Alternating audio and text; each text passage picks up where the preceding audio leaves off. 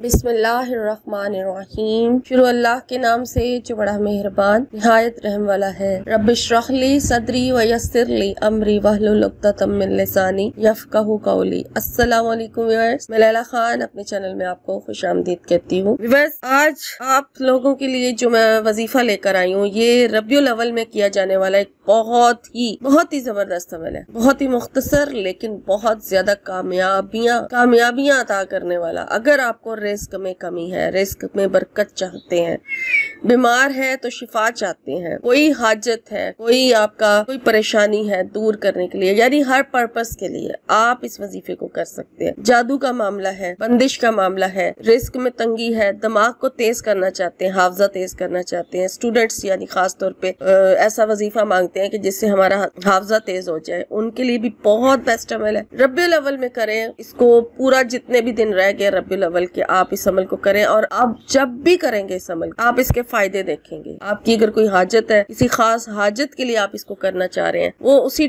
Time पूरी करवा देगा। ये ऐसा बाबरकत अमल है, ऐसा गारंटीड अमल है जो आपसे शेयर कर रही हूँ। इसका जो रिजल्ट मिला है लोगों का, वो ही मैं आपसे शेयर कर रही हूँ कि इधर अमल किया और उधर हाजत पूरी हो गई। ये ऐसा अमल है। कुरान पाक की दो सूरतें हैं, बहुत ही पावरफुल सूरतें हैं। एक तो अल्लाह पाक की वो सूरह है जिसमें अल्लाह ताला की वहदानियत बयान की, यानी सूरह वहदानियत बयान की गई है, यानी कि सूरह इखलास, और दूसरी सूरह अलम नशरा। दोनों ही बहुत बाबरकत सूरतें हैं, और मेरी अपने विर्द में ये दोनों सूरतें जो है, डेली के जो मेरे अपने जिक्र अस्कार है, उनमें मैं ये दोनों सूरतें जो है इनको पढ़ती हूँ, और मुझे मालूम है कि ये कितनी पावरफुल सूरतें हैं और इनसे कितना फायदा पहुँचता है, कितनी बरकतें आती है। और सूरह अलम नशरा की अपने फायदे हैं और सूरह इखलास के अपने फायदे हैं, लेकिन जब इन दोनों को मिला के पढ़ेंगे तो इनके दोनों फायदे मिल जाएंगी, तो इनकी पावर और ज्यादा बढ़ जाएगी। और फिर किसी खास हाजत के लिए आप इसको पढ़ रहे हैं तो वो कैसे नहीं पूरी होगी, इंशाल्लाह उसी टाइम पूरी होगी। पूरे यकीन के साथ इस अमल को करें, और रबियुल अव्वल के जितने भी अस्कार आप और कर रहे हैं उनमें इनको शामिल करें। अपनी किसी खास हाजत के लिए करना चाहते हैं तो उसका जिक्र करके आप अपने रब से तो इस अमल को शुरू कर दें। और जो टाइम है वो नफल नमाज का होना चाहिए। ये इसके साथ कहा गया है कि जिस टाइम भी आप इसको करें, लेकिन नफल नमाज का टाइम आपने रखना है, और फिर इसको डेली फिर उसी टाइम पे करना है जिस टाइम पहले दिन आप इस अमल को शुरू कर रहे हैं। बेहतर है कि आप इशा की नमाज के बाद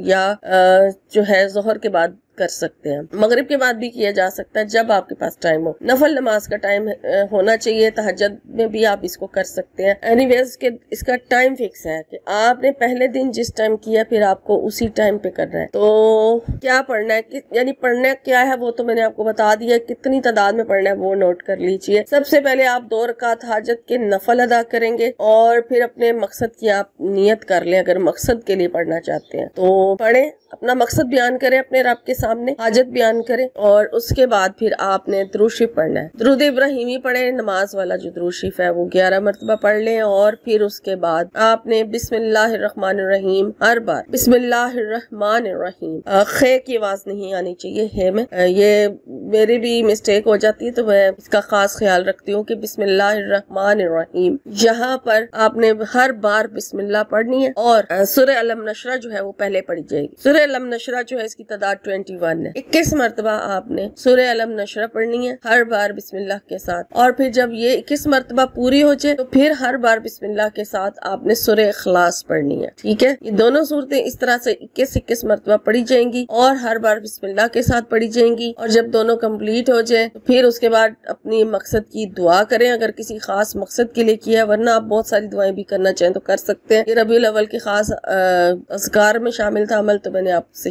जिक्र आपसे इसको शेयर कर दिया। आप इसके साथ बहुत सारी दुआएं भी मांग सकते हैं। अल्लाह की रजा के लिए खाली ये अमल करें, क्योंकि मैं जो ये सूरतें पढ़ती हूँ अपने अल्लाह को राजी करने के लिए, उसकी खुशनुदी हासिल करने के लिए पढ़ती हूँ, और मेरा कोई खास मकसद नहीं, बस यही मकसद है कि अल्लाह ताला मेरी दुनिया भी संवार दे और मेरी आखिरत भी संवार दे। मैं इन मकासद के लिए जितना भी जिक्र अस्कार करती हूँ, मेरे यही मकसद होते हैं कि बस मेरी दुनिया भी संवर जाए और मेरी आखिरत भी संवर जाए। तो ये खालिस अल्लाह की रजा के लिए भी जो है कि अल्लाह की रजा हासिल हो जाए तो सब कुछ हासिल हो जाता है। तो आपने اگر کسی دنیاوی حاجت کے لیے کرنا ہے تو وہ آپ کی مرضی ہے، اور تو پھر اس کی دعا مانگ لیں اور اینڈ پہ اسی طرح سے 11 مرتبہ درود شریف پڑھ لیں۔ لیکن اگر بہت ساری دعائیں مانگنا چاہتے ہیں تو بہت ساری دعائیں بھی مانگ سکتے ہیں، اور اس عمل کو ڈیلی کریں، اور اس کو ربیع الاول کے پورے مہینے میں کریں، اور اگر ربیع الاول کے بعد بھی کرنا چاہتے ہیں تو اس عمل کو کریں، انشاءاللہ آپ کو فائدہ ہی ہوگا، اس کا کوئی نقصان نہیں ہے، اس کا کوئی نقصان نہیں ہے کو پڑھنے کا۔ جیسے کچھ لوگوں کے مائنڈ میں ہوتا ہے نا کہ ہم یہ سورہ پڑھیں گے، زیادہ پڑھیں گے تو ہمیں کوئی پرابلم نہ آ جائے، ایسا کچھ نہیں ہوگا،